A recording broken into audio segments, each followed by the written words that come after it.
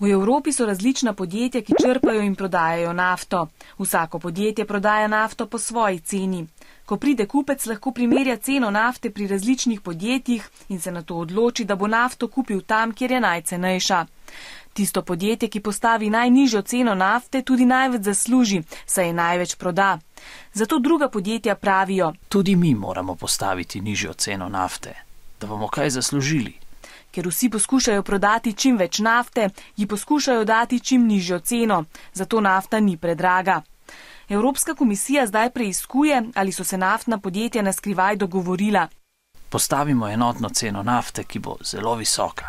Tako bomo vsi veliko zaslužili.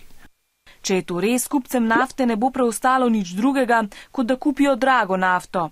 Tako dogovarjanje o cenah pa je prepovedano in kaznivo, saj lahko tako trgovci stalno višajo cene nafte. Kupci pa nimajo izbire in morajo kupovati nafto po visoki ceni.